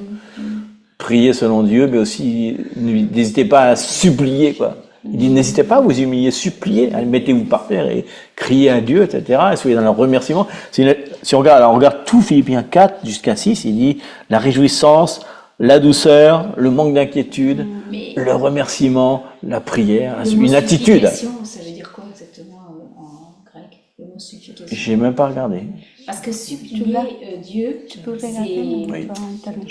c'est quelque chose de bizarre parce qu'on n'a pas besoin de convaincre de faire quelque chose pour nous, vu qu'il l'a déjà fait. Bien sûr. Et le mot est un peu, à mon avis, la traduction n'est pas... Je suis pas sûr. La supplication, c'est plutôt moins, mais humilié. Peut-être, justement, je pense que c'est pas le premier sens du mot supplication ou supplier que nous, en tant que Français, on a dans la tête. C'est-à-dire, supplier, c'est s'il te plaît, pitié, fais grâce, fais ceci, fais cela. Mais non, parce que Dieu l'a déjà accompli, quoi. Et je pense que c'est pas le premier sens, quoi. Ça m'a fait penser qu'on est en train de supplier à quelqu'un de faire quelque chose, je suis en train de m'humilier. Oui, ça c'est vrai. Ça, c'est vrai, humilier. N'est-ce pas? Parce que sinon, l'orgueil empêchera de le faire. Donc, je m'humilie pour lui supplier. Tu as les mêmes? Oui, On oui, porte j'ai tous fait. comme je viens Philippiens 4, devant 6, le 7. Seigneur. C'est une humiliation. Philippiens 4, 6, 7. En attendant qu'il réponde. Bien. Ah bah, qu'il va répondre. T'as vu, hein? Non. Ah oui, non, mais j'avais jamais fait. Oui, intéressant. Bon. T'as que ça, toi? C'est bizarre, ça. C'est bizarre. Attends. Mais c'est un thème fort, quand même, parce qu'il parle quand même de... Oui, oui, mais ça là-dessus. Ça, c'est mieux, ça. Ah, ça va. Voilà, tu n'avais pas tout, là. Voilà, c'est ça. C'est intéressant, on va le Ouais. voir direct. Si vous avez un strong, allez-y. Hein. Je vois le signe. Tu vois, dans Éphésiens 6, il dit aussi toutes sortes de prières et de supplications. C'est pas la seule fois. Tésis, moi j'ai commenté Ah ça. oui, c'est là, regarde. 4. 4, quoi? Si ça, c'est pas Je peux grave. vous C'est leur partager Philémon. quelque chose. Oui, oui, oui, au contraire, c'est leur Philémon. Hier, à la veille de minuit, je sais pas, il y en a peut-être certains qui sont connectés, qui y étaient. On a beaucoup prié, chanté en langue, beaucoup. Et c'était comme pour moi, comme des supplications. 6. Je sais pas qu'est-ce qu'on demandait, il y avait des façons de parler en langue très différentes. Et à la fin, ça a été vraiment une explosion de joie. Mais une explosion de joie qui nous est tombée dessus, mais vraiment, c'était tellement fort, impossible de dormir après. Impossible de dormir. J'ai dit, Seigneur, j'ai pensé tout de suite, Éphésiens, pas Éphésiens, Philippiens. Donc j'étais dans la lettre, c'est incroyable que ce matin, je savais pas que t'en ferais ça. Hein.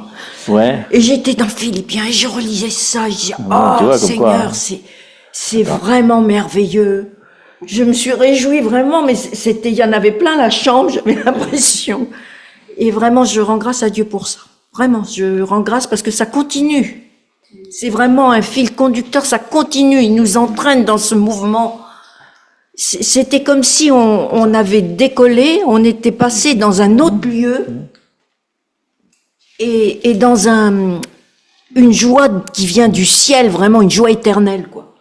Ça nous fait toucher un petit peu de l'éternité. Donc il dit supplication, en fait, le mot supplication en français, Larousse, hein, prière faite avec insistance et dans la soumission. Insister, quoi. Supplier. Insister sans s'arrêter. Voilà, exactement, comme, je sais pas, comme... Jusqu'à qu'on on écoute une réponse. Comme quand ça, si quelqu'un t'a quitté, je te supplie, reviens. Mais par contre, C'est ça, il y a c'est ça, Maranatha. il y a- Reviens. Mais est-ce C'est ça un que petit je peu. comprends? C'est ça un petit peu. Oui, mais est-ce Un que petit peu de Maranatha quand même dedans. Marie, c'est Oui. important parce que Oui. des fois on peut Oui, insister exactement. un sujet pour nous, mais est-ce que c'est la volonté de Dieu? Exactement. C'est ça. Plutôt de dire Seigneur, dirige, mes paroles, avant que ce que je parle, ce que je prie, soit aligné à ta volonté. Oui, c'est ça.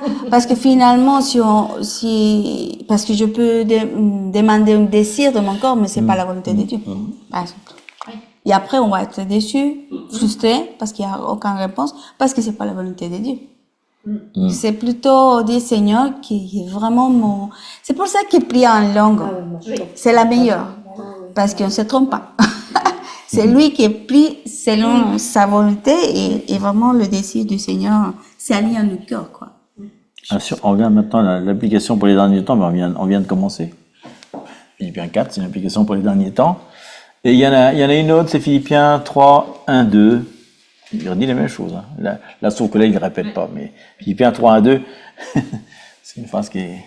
On va pas...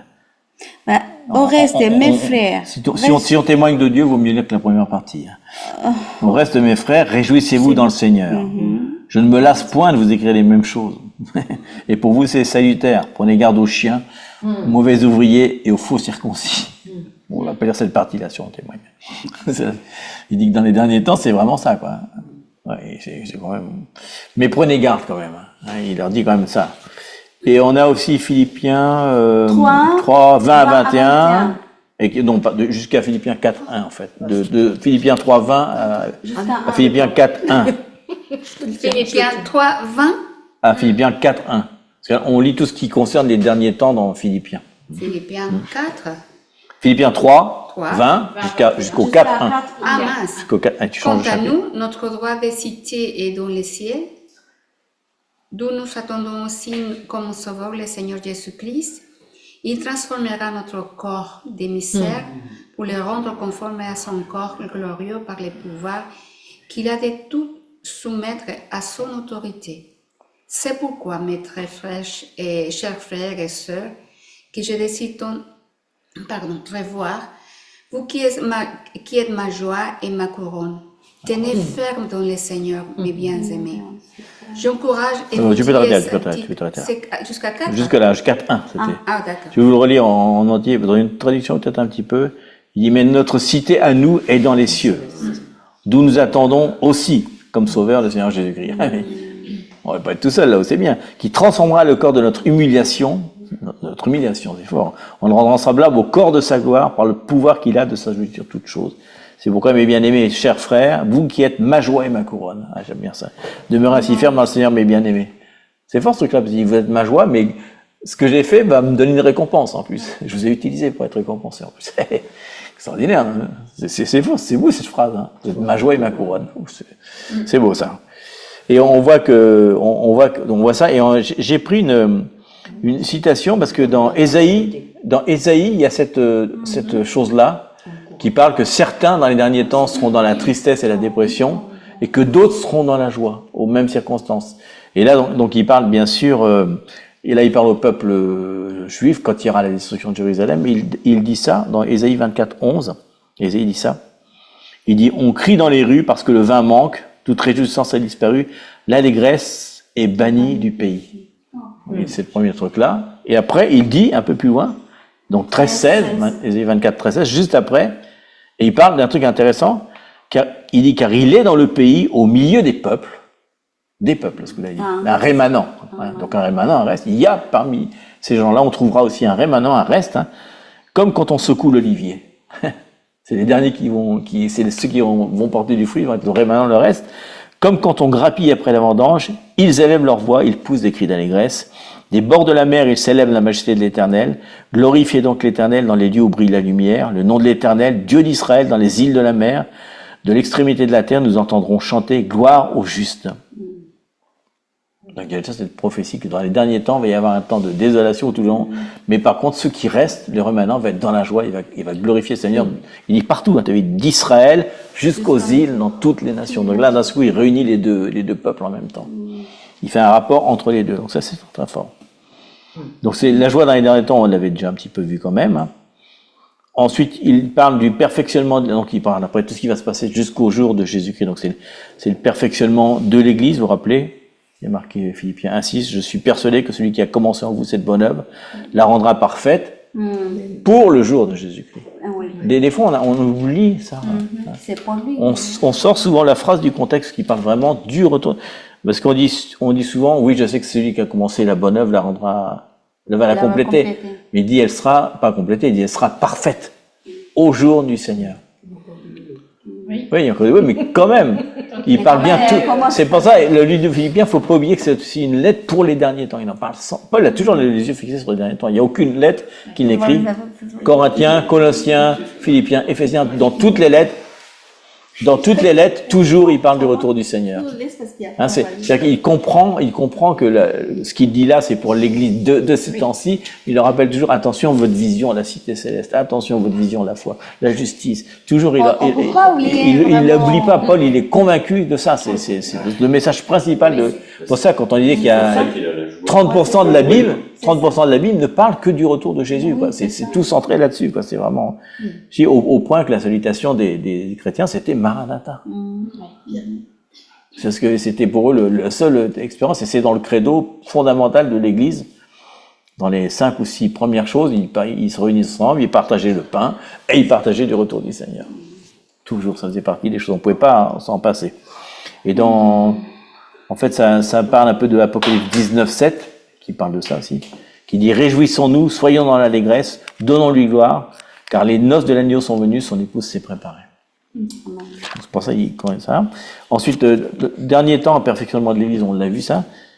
Purification des saints, et ça, mais ça, on l'avait déjà lu dans Éphésiens 5, 26, 27. Mais ça va ensemble, en gros, parce que dans Éphésiens 5, 26, c'est, vous vous rappelez, j'ai enlevé aimer votre femme comme Dieu a aimé l'Église, mais si on part directement du passage du milieu, il dit Christ a aimé l'Église, et s'est livré lui-même pour elle-même, pour elle, pour nous, quoi, afin de la sanctifier par la parole, purifier par le baptême, et la faire paraître glorieuse, sans tache ni ride, rien semblable, sainte et irrépréhensible. Et on voit l'importance du baptême et de la parole. Et à un moment, il leur dit d'ailleurs, dans Philippiens 1, 9 à 10, je vais bien qu'on le dise, parce que ça correspond, il redit un peu la même chose dans une autre façon. Philippiens 1, 9 à 10. Très, très important cette Et ce que je demande dans mes prières, c'est que votre amour augmente de plus en plus en connaissance et en pleine intelligence pour le discernement des choses les meilleures, afin que vous soyez purs et irréprochables pour le jour du Christ. À nouveau, il redit ça. Il dit à nouveau, important que votre amour augmente, mais dans la connaissance. Et dans l'intelligence et dans la sagesse. C'est-à-dire continuez à lire la parole de Dieu. Il leur dit, continuez à étudier la parole. Sinon, vous serez perdus. Parce que là, il sait bien que dans les jours de Christ, il va pas leur dire, il va y avoir des épreuves terribles. Si vous n'êtes pas dans l'amour et en même temps dans la connaissance, il faut les deux, quoi. Il le dit, clairement, ayez l'attitude de Christ, et connaissez aussi la parole, ce que dit la parole, c'est ce qui va vous donner l'autorité. Et dans Éphésiens, c'est pas pour rien il parle de l'amour, l'unité, il dit, et maintenant, pour terminer, on va parler de la guerre spirituelle. Si vous êtes dans la lumière, si vous êtes dans l'amour, si vous êtes dans l'unité, alors vous pourrez faire la guerre dans les derniers temps. Parce qu'il dit ici que vous puissiez discerner ce qui est essentiel. Ouais. Donc, c'est-à-dire que si mon amour n'est pas centré dans la connaissance, je vais juger autre chose qui ne sont pas essentielles et je vais passer à côté. Exactement. Exact. Et ensuite, il termine, on va lire Philippiens 2, 14, 16. Donc, le dernier thème du dernier temps, c'est qu'on va être une lumière dans les derniers temps. Donc, c'est aux Philippiens qu'il la donne, cette parole-là, quand même. 2, 14 à 16. Faites toutes choses sans murmure ni hésitation, afin que vous soyez irréprochables et purs, des enfants de Dieu irrépréhensibles au milieu d'une génération perverse et corrompue, parmi laquelle vous brillez comme des flambeaux dans le monde, portant la parole de la vie, et je pourrai me glorifier au jour de Christ de n'avoir pas couru en vain ni travaillé en vain. Ouais. Si vous avez vu, c'est le thème de résonance. Mais il est fort ce truc-là, parce que toutes les phrases nous font mal. C'est comme des claques, on prend des claques en permanence. Faites tout sans murmure ni hésitation. Oui, première claque. Oh, soyez irréprochables et irrépréhensibles. Irrépréhensible, c'est-à-dire que le diable ne peut pas nous attraper. Il ne peut pas nous attraper, quoi. Si tu dis, j'ai rien à lui reprocher. Il n'y a pas de porte, il n'y a pas de truc, il n'y a rien qui est ouvert. Mais c'est encore une claque, c'est encore il dit, en plus, il dit bien au milieu d'une génération perverse et corrompue, briller. Oula. Il dit ça, mais il y a 2000 ans. Oh, là, il pensait que c'était pervers et corrompu. On remarque, si, les Romains étaient quand même pas mal. Ils faisaient brûler les chrétiens comme des flammes, ils les faisaient manger par des lions. Pas terrible quand même. Oui, mais là, quand même, il devrait maintenant, au niveau perversité et corrompu, là, on le voit différemment. On a pris un niveau quand même. On les bat quand même. On a fait mieux quand même. Et encore une fois, il dit, je me glorifierai au jour de Christ. C'est pour ça. L'application, c'est encore à nouveau. Ouf, j'aurais pas couru ni travaillé en vain. Il sera là à attendre. Parce que, en fait, il va nous attendre, parce comme il est mort il y a 2000 ans, il ressuscite en premier. Donc, en effet, il va nous attendre. Il sera là. Ah, ils arrivent. Ah, tiens, voilà les Philippiens. Oh, les Corinthiens. Oh, les Colossiens. Oh, les Bio. Allez, les Spiegel. Ah, Christina, qu'est-ce que tu fais là? Salut Doris. Les Bernard. Parce qu'en fait, il n'aura pas couru ni travaillé en vain. Bah oui. Lui, parce que la lettre de Philippiens, qu'est-ce qu'il a écrit? C'est Paul. Or, on est en train de lire sa lettre à lui. Donc, Paul est en train de nous enseigner carrément.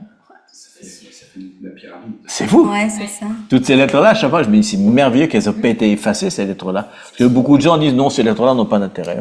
On va lire les évangiles, c'est des lettres pour l'église de là-bas. On va sauter Apocalypse 3, qui est pour les églises. On va passer à Apocalypse 4.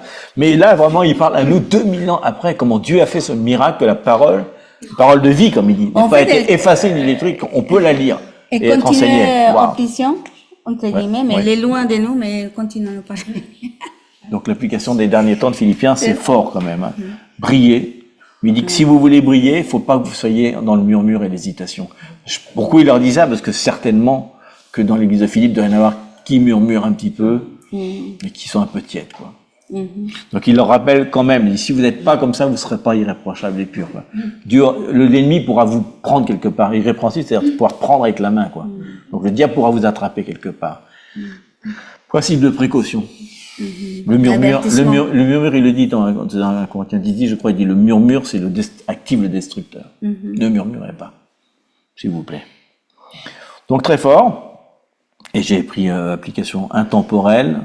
C'est Philippiens 4:11. Pour moi, c'est la joie d'une vie humble. Quand on est dans l'humilité, on est dans la joie, quoi. Donc on va pas aller plus que ça. Et puis bien sûr, verset clé du livre. Moi, je sais pas si vous êtes tous d'accord. Pour moi, c'est 4:4. 4-4-5. 4-4-5 maintenant. Je dis plus 4-4, je dis 4-4-5. J'ai une 5e roue. Ouais, c'est ça. Si jamais. Oui, comme les chameaux. Si jamais le 4-4 c'est bien, mais si une roue crève, j'ai une 5e roue. C'est le chameau. Ma douceur, c'est ma 5e roue. Je vais me réjouir, ça sera mes 4 roues pour me dépanner, mais si jamais ça suffit pas, je rajoute la 5e roue de la douceur et ça va marcher tout seul. Voilà. Donc voilà Philippiens. Voilà Philippiens. Très très fort, c'est une lettre. On peut la lire. C'est le Seigneur et notre secours. Hein. Oui. C'est lui. Oui, c'est lui qui est dans, notre joie. c'est lui qui est dans la voiture. Et on voit une grande différence entre deux cartes. Hein, et une lettre Éphèse est complètement différente de lettre aux Philippe, même si on voit que les églises ont les mêmes challenges.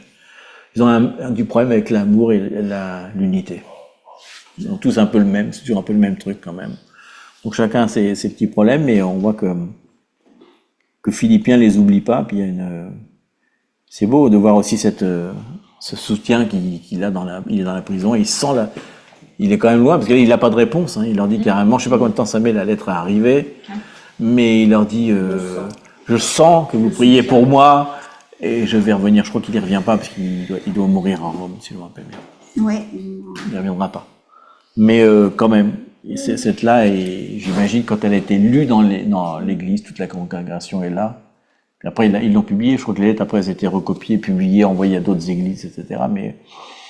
Mais c'est beau, quoi, cette lettre, de dire merci, c'est pour vous. J'ai reçu votre soutien. J'ai reçu quelque chose. Ils l'ont pas oublié, même dans les difficultés. Bon. Donc voilà, Philippiens, c'est merveilleux. Et c'est vraiment une carte d'amour, quoi. Que Dieu nous envoie maintenant, quoi. Pas seulement à Philippe. L'encouragement aussi. L'encouragement pour les derniers temps, mais aussi beaucoup d'attitudes à changer, quoi. Parce que vraiment, en Christ, c'est vraiment un truc. En fait, c'est le royaume de Dieu. Coup. Pourquoi il y a pas pourquoi il y a des divisions? Parce que chacun prend, il y a la démocratie, chacun prend son point de vue, mais la unité vient, ce qu'on vient de lire, dans un seul pensée, un seul cœur, en Jésus-Christ. C'est-à-dire que c'est pas réjoui dans même Jésus, pas prisonnier pour Jésus. Au milieu de tout ça, notre opinion, c'est pas important. Oui. C'est tout christocentré. Elle devrait tourner autour de Christ. C'est ce qui fait Christ. C'est ça ce qui va nous amener à l'unité. C'est parce qu'on pense, c'est qu'est-ce qu'il dit et qu'est-ce qu'on doit faire. Point final. Si te plaît pas, désolé, c'est ce qu'il dit et voilà. On se soumet à ce qu'il dit. Et à la fin, on aura une maison dans le ciel, mais avec Jésus, encore une fois. Jamais on pourra l'enlever. Il est là depuis le début, il était déjà dans le jardin d'Éden. Il y avait l'arbre du mal, il y avait l'arbre de Jésus qui était là, la croix était déjà là. C'était avant même que le monde existe, il nous avait déjà appelés. C'est-à-dire que la terre n'existait même pas, il y avait encore rien qui existait, il nous avait déjà appelés et choisis. Mais en plus, c'est pas justement remplir la terre de sa connaissance, de son royaume, c'est ça. C'est ce que venu Jésus peut faire pour établir le royaume de Dieu, de Père. Et c'est à nous de continuer à grandir Christ en nous. C'est pour ça que toujours ces paroles, ça m'a bien tout le temps quand Jésus a dit, je ferai plus de choses avec vous que je fais avant. Ça veut dire qu'avec nous, elle va faire plus. Elle s'arrêtait en fait. Elle a fait une partie. De plus grandes choses, il dit. Elle a arrêté un peu. Elle fait grandes choses, mais pas ce qu'il doit faire en fait. Mais ce qu'il doit faire, c'est à travers nous. C'est pour ça mais si nous, en tant que chair, on continue à grandir et Jésus, elle ne prend pas, évidemment, elle ne peut pas faire ce qu'il voulait faire. Donc si nous, on se soumettre à lui et la chair, le pensée, le cœur, et toujours le cœur fait ce qu'il est n'importe quoi. C'est justement Jésus qui connaît le cœur, il a dit Seigneur, le cœur doit se soumettre à sa volonté. Lui, il va grandir, il va faire grand chose. Mais il a besoin quand même que nous nous soumettrons à sa volonté. Et là, c'est vraiment la guerre, le combat toujours, c'est nous chers. Je dis Seigneur, vraiment, parce qu'il est déjà mort, mais c'est nous de nous soumettre à sa volonté. Et là, c'est vraiment le rôle de l'Esprit Saint, quoi. Oui. Parce qu'il dit vraiment, bien sûr, il dit, c'est c'est clair. préférable que je m'en aille, parce que comme ça, je vous envoie l'Esprit Saint, et donc vous ferez de plus grandes choses que moi, parce que j'avais pas encore, il n'y avait pas l'Esprit Saint parmi les disciples. Non, Donc il dit, voilà. tout ça, c'est possible, mais pour ça, quand il dit en Christ, comment on peut être en Christ si ce n'est pas l'Esprit Saint qui vit en nous, quoi. Exactement. C'est le seul qui, comme dit le consolateur, mais l'aide seulement. Il adore, là. Ouais. Je vous envoie une aide, parce que sinon vous n'allez pas y arriver. Donc des fois, pour ça qu'il dit ni par force, n'essayez pas par force de dire je vais essayer de ne pas murmurer par ma force, je vais pas murmurer. Bah non. Premier truc qui passe, ah bah Macron, ouais. Zut. Si t'as Mais pas c'est une l'Esprit Saint qui t'a conviction. convaincu, Mais est-ce que c'est une conviction? tu vas y c'est arriver pour par tes ça, forces, mais un jour ça explose. Ah. Parce que le cœur il se remplit, non je vais rien dire, je vais pas murmurer, mais il est là quand même. Mais ça va péter un jour. Et au premier truc, alors là c'est explosion de murmure. Donc c'est vraiment un truc de l'Esprit Saint, quoi. Mais c'est un style de vie, c'est pour ça on doit laisser l'Esprit de Dieu grandir en nous. La soumission, toujours l'humiliation à lui. Et Ouais. c'est pas facile, hein? C'est pas un truc, on le dit, mais vivre avec ça, c'est de laisser conduire, de dire, ok, j'accepte, ok, Seigneur. C'est pour ça que le Saint-Esprit travaille notre caractère, parce que c'est important afin que lui commence à grandir en nous, quoi. Mais l'Esprit de Dieu, Ouais, il peut parler, crier, et on n'obéit pas, c'est ça le truc aussi. Parce que peut le dire, Ouais. il peut montrer, il peut nous amener, mais si on n'obéit pas, C'est là qu'on comprend c'est mieux. l'obéissance. On comprend mieux quand il dit le Christ en nous, l'Esprit de Christ en nous, espérance de gloire. Il n'y a pas d'autre, il n'y a pas d'autre chose qui peut nous faire, franchement. C'est fatigant de travailler par ses propres forces. Hein. Ah oui, complètement. C'est bien quand on se soumet comme ça, et dire Seigneur, oh, je me rends à toi, mais il leur rappelle sans arrêt l'importance et les autres. Allez vers les autres. Vous êtes ma couronne, vous êtes ma joie. Arrêtez de penser à vous-même. Pensez aux autres, et quand tu penses aux autres, tu es en prison, tu es n'importe où, ça n'a plus d'importance. Qu'est-ce que je peux faire encore? C'est marrant parce qu'on pourrait dire il est en prison, il peut rien faire. Il dit si, je vais envoyer une lettre d'encouragement de ma prison. Ça, je vais faire quelque chose. Parce qu'à part évangéliser les gens qui rentrent avec lui dans la cellule, il se sent un peu impuissant. Il dit non, je suis pas impuissant en prison, je peux tout par Christ qui me fortifie. Tiens, je vais écrire une lettre. Et la lettre, je sais pas comment il a fait pour qu'il sorte de prison d'ailleurs. Bah, Luc, chaque fois. Luc, c'était Luc, c'est moi qui devait être là. Ouais. Ça, c'est ce qui a marqué, c'est ce qu'on voit dans certains films en tout cas. Ouais. Mais en tout cas, ce qui est marrant, c'est que Rome n'était pas si grand que maintenant, bien sûr, à l'époque, mais il dit que tout le monde sait, quoi. Tout le monde est au courant. Je sais pas comment il a fait, il a réussi à le dire, quoi. Bon, Alors, Seigneur, priez Seigneur. Seigneur, on est vraiment abasourdi des fois par ta parole. C'est comme un coup de tonnerre qui résonne. J'ai l'impression des fois que ça fait boum dans nos oreilles. Notre cerveau, il est complètement transformé. Parce que d'un coup, on est comme nourri par ta parole, Seigneur. C'est comme je sais pas, c'est pas un excès de pain, mais presque, on est tellement rempli, Seigneur, qu'on a envie de déborder, en fait. On a envie de déborder sur les autres. Et on n'a pas envie de garder ce message pour nous, Seigneur. On a envie de le donner carrément avec joie, Seigneur, avec puissance, Seigneur. On veut vraiment donner ce message au monde, Seigneur, qui est complètement corrompu, Seigneur, et qui est sans lumière, et qui est sans espoir, qui est sans joie, Seigneur. Et nous, tu nous dis qu'on a la joie, on a l'espérance, Seigneur. On est tes amis, Seigneur, on te connaît, Seigneur, parce que tu nous as écrit, on a entendu ta voix, on a répondu à ta voix, Seigneur. Et c'est même pas notre mérite, puisque tu nous as appelés avant la fondation du monde, tu nous as appelés avant de nous justifier, et à la fin de nous glorifier, Seigneur. Alors, on n'a rien pas de mérite, Seigneur, parce que Paul le dit, Seigneur, c'est par la grâce qu'on est sauvé, Seigneur. C'est une grâce imméritée, Seigneur. C'est une grâce incroyable, comme dit la chanson Amazing Grace, Seigneur, qui a sauvé un pécheur comme moi, Seigneur, qui était déchu, privé de tout, Seigneur. On était, nous-mêmes, comme Paul, on était dans une prison spirituelle, Seigneur. On était enfermés, Seigneur, esclaves, Seigneur, esclaves de la peur, Seigneur, esclaves du monde, esclaves de nos propres désirs, Seigneur. Et d'un seul coup, tu nous as libérés, Seigneur. Tu as quitté nos chaînes, Seigneur, et Et tu nous as donné vraiment une mise en arrière, c'est un Teshuva là, comme une repentance, Seigneur, où d'un seul coup on a appris que l'humilité valait mieux que l'orgueil, Seigneur. On a appris que tout ce qui était un gain, c'était une perte, Seigneur. Et on a changé notre façon de penser parce que pour briller, Seigneur, il fallait que ça soit ta lumière, Seigneur, qui allume nos flambeaux, Seigneur. Et ce flambeau, tu l'as dit, il faut pas qu'il soit sous un boisseau, Seigneur, il soit exposé au monde, Seigneur. Merci de nous avoir donné les armes de la lumière, Seigneur, afin qu'on puisse briller, Seigneur, dans ces temps obscurs, Seigneur, et particulièrement maintenant, Seigneur, où les choses sont en train de se précipiter, où on voit, Seigneur, les signes dans le terre des tremblements, Seigneur, on voit les signes de l'idolâtrie à Satan, Seigneur, on voit, Seigneur, la perversité qui augmente, Seigneur, on voit les guerres, les rumeurs de guerre, les conflits raciaux, Seigneur, les épidémies qui sont en train de se déclencher toutes en même temps, dans la même semaine.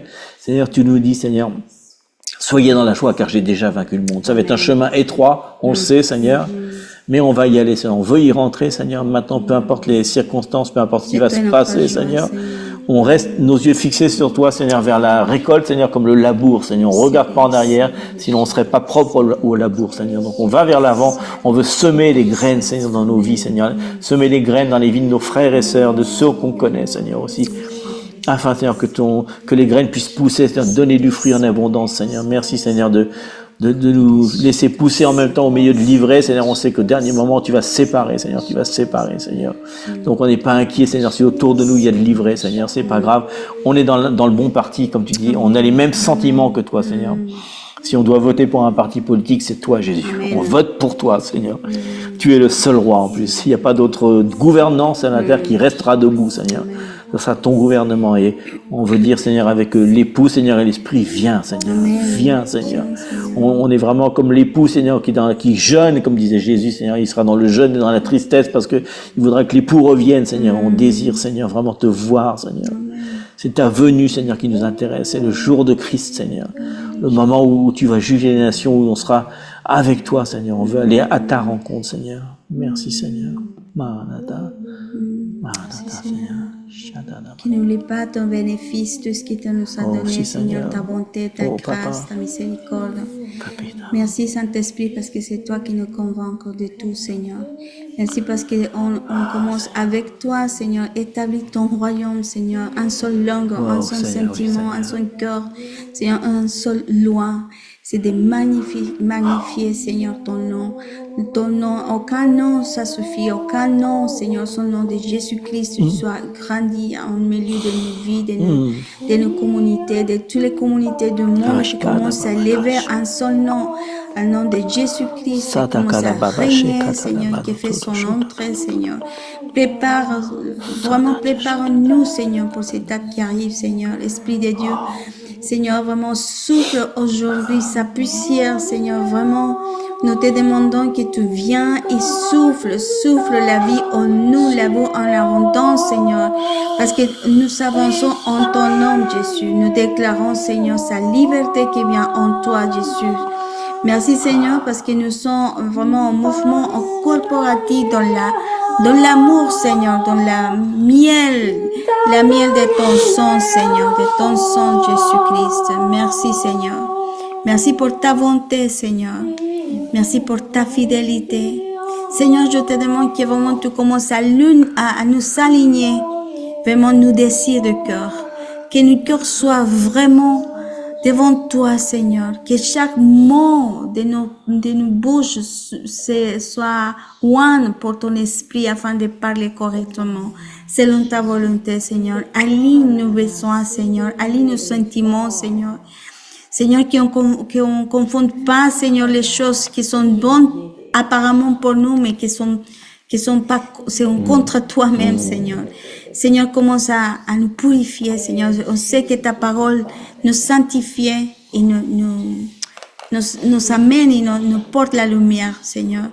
Merci, Seigneur, pour sa bonté de ton amour et de ta parole, Seigneur, vivante. Que tout ce qu'on a appris aujourd'hui, Seigneur, c'est bien cher en nous, vivante. Merci, Saint-Esprit, parce que tu es là et tu seras là toujours jusqu'à la fin. C'est ça notre espérance et notre liberté et notre joie. Seigneur, affirme-nous, Seigneur, la joie. Que notre joie soit ferme. C'est pas pour c'est pas pour notre circonstance que nous vivons, sinon pour la force, pour la vérité que ça veut dire la joie. La joie, la paix et l'espérance que c'est toi. Constante, constante et persévérante. Que nous soyons persévérants jusqu'à la fin, Seigneur. Que je ne dévie pas à droite ni à gauche, sinon qu'on marche selon ta volonté, selon le chemin que tu as tracé déjà d'avance et toutes ces œuvres qui sont préparées d'avance pour chacun de nous, Seigneur. On te bénit, Seigneur, en ton nom. Merci, Seigneur, pour chaque mot qui s'est livré aujourd'hui. Fort, Seigneur. Nous te bénissons, Seigneur. Et merci, Saint-Esprit, pour nous amener encore à rentrer dans ces paroles qu'on oublie des fois parce qu'on l'a lu, ça fait longtemps, mais aujourd'hui, il y a une plus importance et qui vient vraiment comme des lettres qui sortent de la même écriture, Seigneur, et qui vient fort à nos yeux, Seigneur, et à nos oreilles. Soyez glorifiés, Jésus. Sois glorifié, Jésus. Sois glorifié en tout, Seigneur. Que ta gloire, que ta gloire, que ta gloire, que ta gloire vienne à toi, Seigneur. Que ta gloire vienne à toi. Nous sommes là pour te glorifier, Seigneur, pour glorifier ton nom, Seigneur. Que tout ce que nous vivons, glorifier ton nom, Jésus. Merci, Seigneur. Merci, Père Céleste. Ah, Seigneur. Amen. Merci, Seigneur. Amen.